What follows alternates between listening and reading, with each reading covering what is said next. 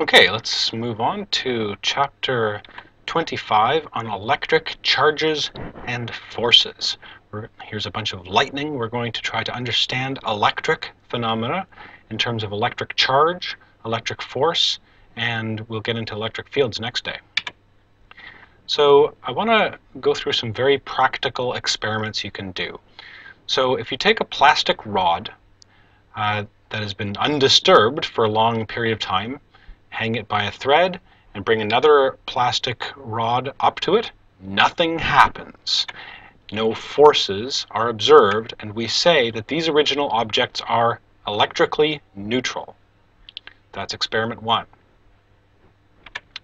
If you rub the plastic rods with wool, now when you bring the handheld rod close to the one that's hanging, it repels it.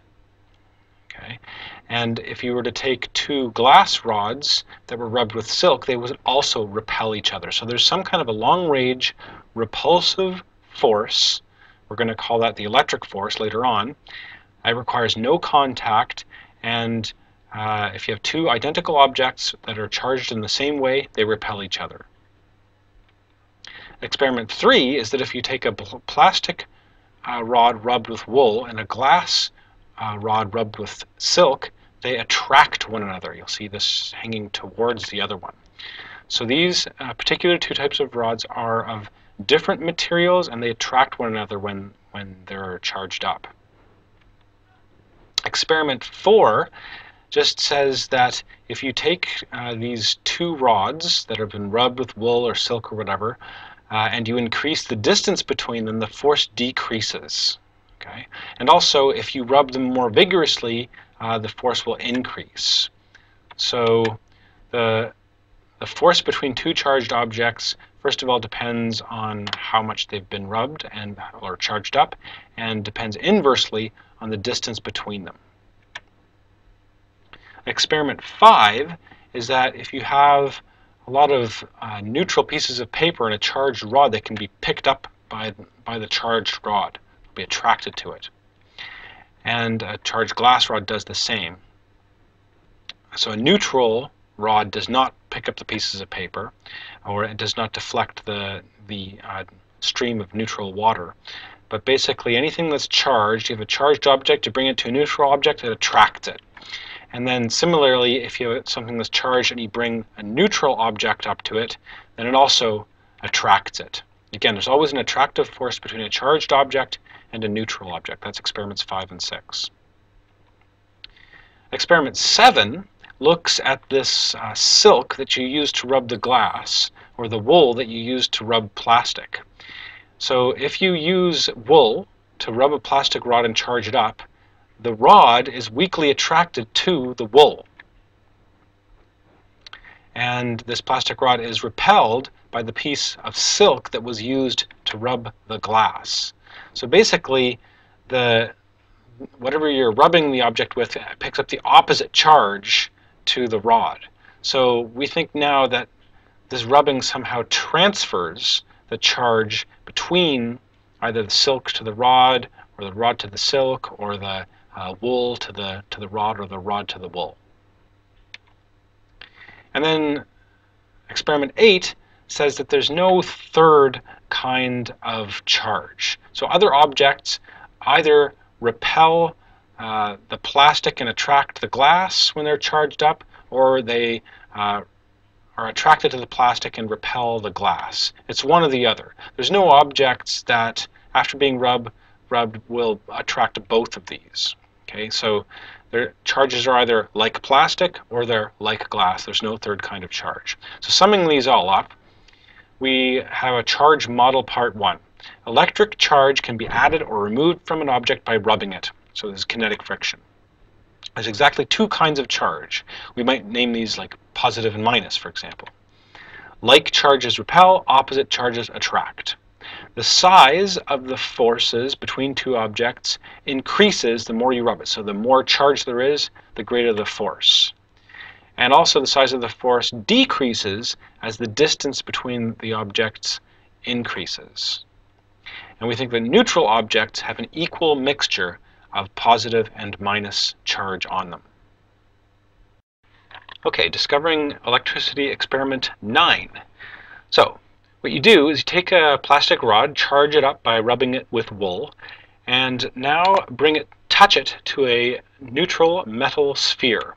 What you'll then find is after you touch it, the metal sphere is charged up like a plastic rod that's been rubbed with wool. So it picks up small pieces of paper and it will repel other charged hanging plastic rods. The metal sphere appears to have picked up what we would call the plastic charge. This shows us that charge can be transferred from one object to another when they touch, charge by touching. And then conversely, if you have your finger or something and you touch that a charged up plastic rod, you can actually remove the charge from it.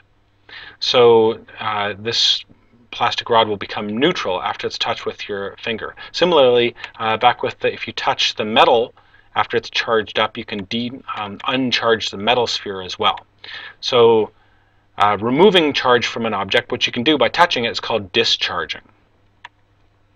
Experiment 11. Now we have two metal spheres that are connected by a plastic rod. They're originally neutral, and then you charge up one of these metal spheres by touching it with a charged plastic rod.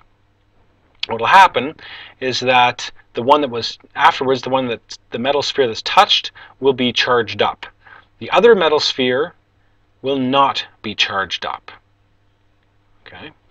That's experiment 11. Experiment 12 is that you connect these two metal spheres with a metal rod, and now what happens is you charge up this one, you also end up charging up this one. Both metal spheres are charged when this one gets touched with a charged plastic rod. So that's the difference between metal and plastic, is that metal is a conductor, charge moves easily through it, and glass or plastic are insulators, so the charge can't easily move through the insulator.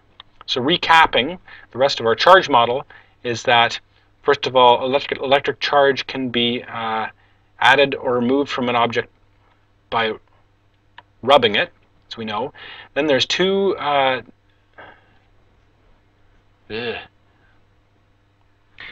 So now we can complete our charge model. Recap part 2 is that there's two main types of materials. Conductors are ones through which electric charge moves around easily, and insulators are ones in which charge remains fixed in place. And also, charge can be transferred from one object to another when they touch. So charge transfer by contact. So the modern names for the two types of charge, which were coined by Benjamin Franklin long ago, are positive and negative. And Benjamin Franklin established the convention that a glass rod rubbed with silk is positively charged, and a plastic rod rubbed with wool is negatively charged. Okay. This convention was established long before the discovery of protons and electrons.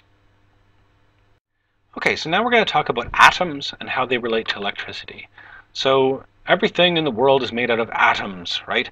And an atom is a very, very small, tiny microscopic thing, which consists of a dense nucleus, which has the protons in it, and the neutrons, and a bunch of orbiting electrons, which are negatively charged.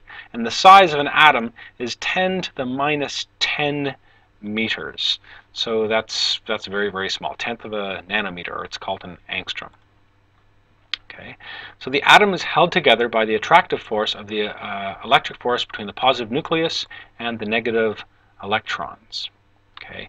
Electrons and protons have charges of opposite sign, but exactly equal magnitude. And we call that charge E. So here's a table showing the difference between protons and electrons. A proton, first of all, is more massive than an electron. A proton has 10 to the minus 27 kilograms per proton, whereas an electron is 9 times 10 to the minus 31. So it's a couple thousand times less massive. But the charges are plus E for a proton and minus E for an electron. So if you have a big object, it'll have some net charge Q, which equals the number of protons times E minus the number of electrons times E. So it's the difference in the number of protons and the number of electrons times E. Most macroscopic objects have exactly the same number of protons as electrons, so their charge equals 0, neutral. A charged object is any one that has an unequal number of protons and electrons. So notice that an object's charge is always an integer multiple of E. That's called charge quantization. You can't have just any charge, you have to have some number times E. So ionization is when you remove or add an electron from the electron cloud of an atom. So a positive ion would be one where there's a larger number of protons than there are in the nucleus than there are electrons here. So there might be 5 protons in the nucleus here, and you've lost one of the electrons from the electron cloud, so this is now a net positive charge ion. It's been positively ionized. Whereas if you have 5 protons in the nucleus and you add 1 electron, so now there's 6 electrons here, this is called a negative ion. It's a little bigger than the positive ion because there's more electrons in this big cloud. Molecular ions can be created when you break bonds in a molecule. So here we have an electrically neutral molecule connected by electric bonds, and with friction you can, kinetic friction I guess, you can destroy these bonds and pull apart 2 parts of a molecule. And what that can do is it can leave some positive charge on one part and some negative charge on the other part. You have extra electrons here and not enough electrons over here. This is how you can actually charge up a plastic rod by rubbing it with wool, or charge up a piece of glass by rubbing it with silk, so that you're breaking these bonds. Insulators. So an insulator is a material in which you have all these positive cores forming most of the mass of the material. It's like a lattice of positive cores, and each one is surrounded by a cloud of electrons which cannot move. They're immobile. Okay, so valence electrons are each tightly bound to their core nuclei. So you can charge up an insulator by depositing charge on the surface or taking it off, but these patches of charge can't move around. They're immobile. In metals, these valence electrons can switch from nucleus to nucleus and move freely around the material. It's like a liquid, and so sometimes we call this the sea of electrons. They can detach from their parent nuclei and wander about through the whole solid.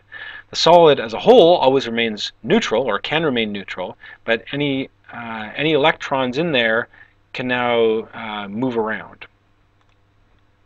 So if you charge something up by touching it, what can happen here is you take a plastic rod that's negatively charged, has extra electrons, you touch it to the metal, and some of that charge leaks off and goes into the metal.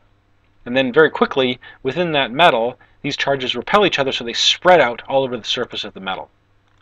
Okay, so once charge is transferred to the metal, repulsive forces between those electrons cause them to move far apart from each other.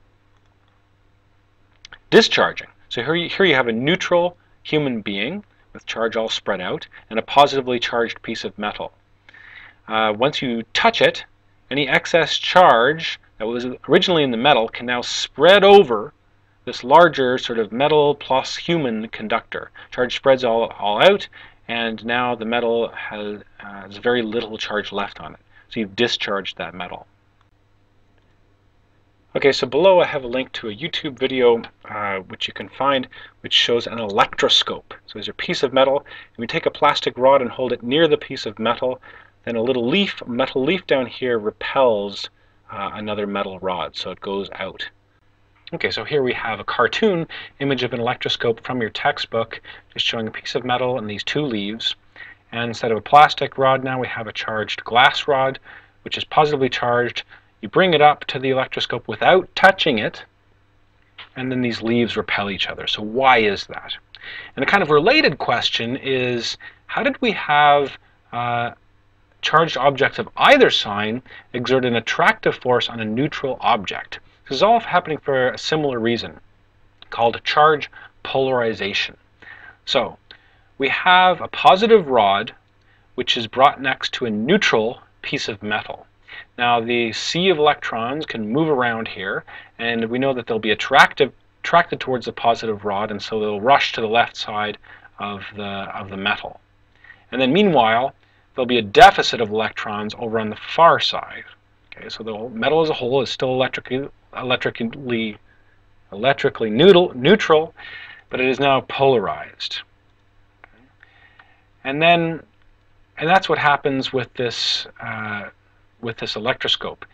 It's all made of metal, so the electrons rush over to go close to the glass rod, and they leave both leaves positively charged, and that's why they repel each other. Okay. There's also a polarization force, and so what that looks like is here we have a charged rod held next to a piece of metal. The metal is still neutral, so the top surface becomes negative and the bottom surface becomes positive. So the rod exerts an upward attractive force on the electrons that are at the top surface of this piece of metal. The rod also exerts a downward repulsive force on this excess positive charge at the bottom surface of the metal. But because the electric force decreases with distance, this upward force is greater than this downward force, so the net force, or the difference between these two forces, is upward. And so it attracts, the neutral piece of metal is attracted to the positive rod. So this can happen in insulators as well as conductors. So look at this atom. So all its valence electrons are stuck to it. It's a neutral atom, and the electron cloud is centered on the nucleus. If you now bring a positive charge next to that nucleus, you can see, going backwards, without the positive charge, the electron cloud is centered on the nucleus. With the positive charge, the electrons get pulled over to the left. So the center of the negative charge is now to the left of the center of the positive charge. And now you'll actually see that this electric dipole is attracted. The force on the electrons, which is attractive, is a little bit greater than the force on the nucleus, which is repulsive. So the net force on the atom is attractive. A polarized atom, or an electric dipole, gets attracted to a positive charge. So here we have an insulator made up of lots and lots of atoms. If all of those atoms are polarized, then there will again be a net force which is attractive between an external charge and an insulator. So how do you charge something by induction? If you have a charged rod which polarizes this electroscope and this Pearson together, okay, so this was all neutral, but now you've got more negative charge here on the electroscope and more positive charge on this end of the Pearson and on the leaves. The Pearson then lets go, okay, when the contact is broken. So the negative charge on the electroscope is now isolated. When the rod is removed, then this negative charge moves all around and the electroscope is negatively charged. It all spreads out. So Coulomb's law. When two positively charged particles are at a distance r, they're point particles, they experience a repulsive force. And this magnitude of this force is k times q1 times q2 divided by r squared. q1 and q2 are the charges of the objects in coulombs. K is a constant of the universe, 8.99 times 10 to the 9 newtons times meters squared per coulomb squared, and r is the distance between the 2 point charges in meters. And the direction of these forces is as shown. It's repulsive. So it's along the line that connects the two charges, and it's repulsive for both. If you have two negative charges, it's the exact same formula. And we're using absolute values of these charges now, we're being careful there. If you have to opposite charges, now you know that the forces are attractive, but it's exactly the same equation. K, Q1, Q2 over R squared. And then lastly, we can write the Coulomb's law a little bit differently if we define a new constant called the permittivity constant as being 1 over 4 pi k, where k was that Coulomb's constant from the previous slide, 8.99. So epsilon sub 0 is 8.85 times 10 to the minus 12 Coulomb squared per Newton meter squared. And now we can rewrite Coulomb's law without the k in it as being F equals this constant 1 over 4 pi epsilon naught times Q1 times Q2 over R squared.